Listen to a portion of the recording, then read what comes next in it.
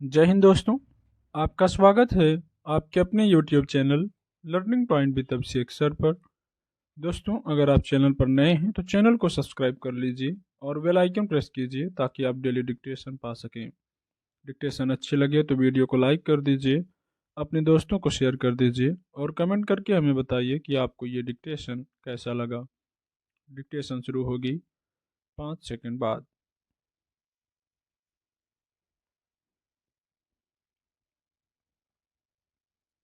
आजकल जैसा पारिवारिक सामाजिक माहौल देखने को मिल रहा है, उससे ऐसा लग रहा है कि हम सब एक चेतना शून्य समाज में रह रहे हैं। इसमें भाई को भाई से प्रेम नहीं है, बच्चों को अपने वृद्ध माता पिता से आत्मीयता नहीं दिखाई देती है।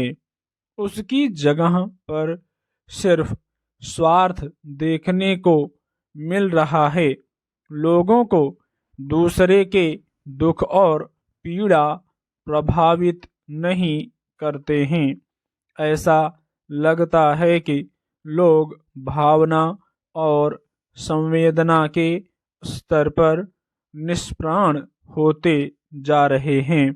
शायद यही वजह है कि भाई का दुख भाई को भी प्रभावित नहीं करता है।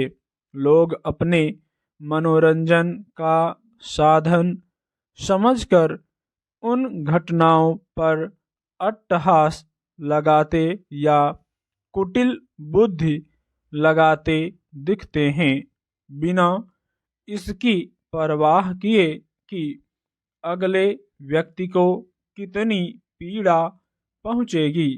कहीं कहीं ऐसा भी देखने को मिलता है कि वृद्ध और अशक्त माता पिता अपनी वृद्धावस्था के दुखों से ग्रसित रहते हैं और युवा पुत्र और पुत्रवधू उसी शहर में अपने सुखों में प्रसन्न रहते हैं।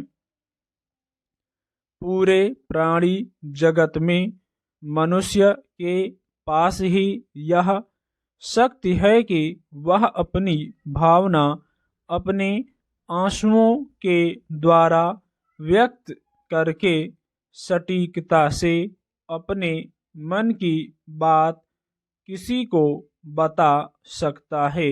यह शक्ति प्रकृति ने यूं ही नहीं मनुष्य को दी होगी, लेकिन अगर लोग पीड़ा को अपने अंतरतल पर महसूस करके द्रवित ही न हो सकें तो इसका क्या अर्थ।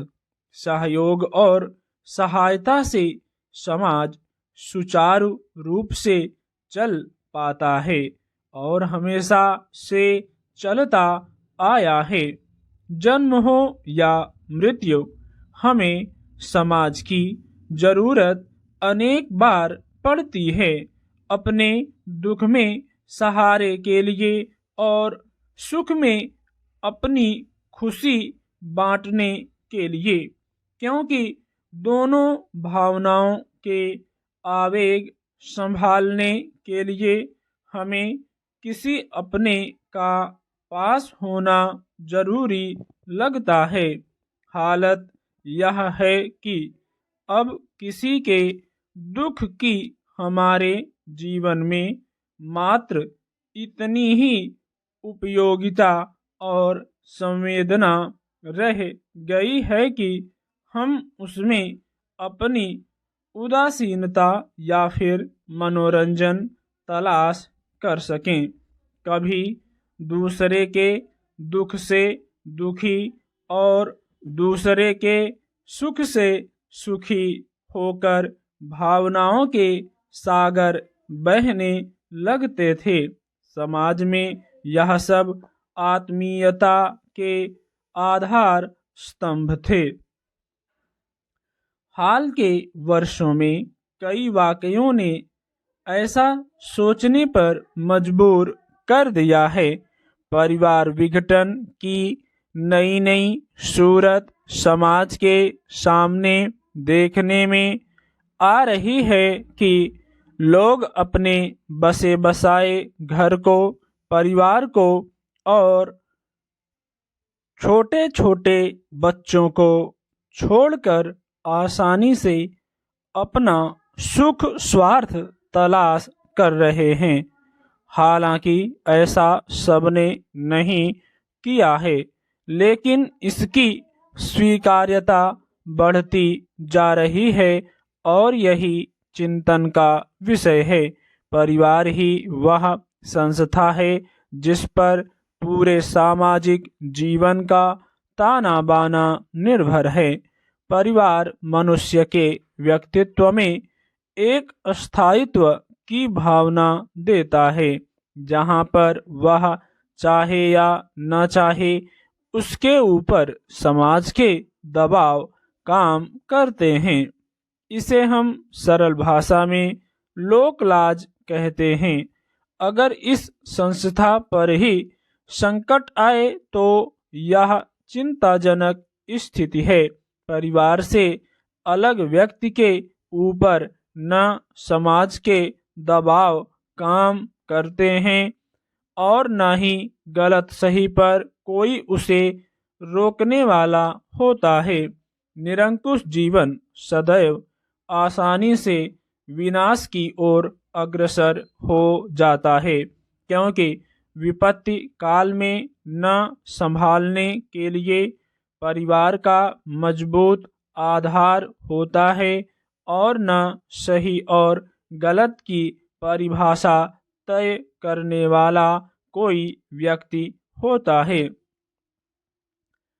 परिवार और समाज का ताना बाना एक दूसरे के सहयोग से परस्पर भावनात्मक सहारा देने के लिए बना था। किसी परिवार को संभालने और बसाने में स्त्री का सर्वस्व तो पुरुष का भी बहुत कुछ लगता है। दोनों के संयुक्त त्याग के कारण ही यह परिवार रूपी संस्था सुचारू रूप से चलती है, जहाँ से समाज को एक सभ्य नागरिक मिलता है। अगर सभी अपने अपने सुख की तलाश करने लगें तो समाज में परिवार रूपी संस्था पर प्रश्न चिन्ह लग जाएगा और फिर बात वहीं पर आकर रुक जाएगी कि लोग अपने स्वार्थ के कारण किसी का भी सम्मान नहीं करेंगे।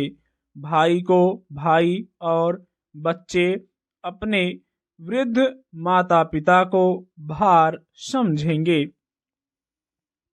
समाज को विघटन से बचने के लिए परिवार को विघटन से बचाना पड़ेगा।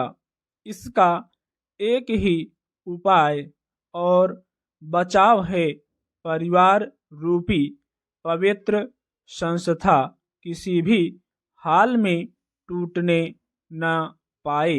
बच्चों के मन में बचपन से ही परिवार के प्रति गहरी आस्था पैदा की जाए।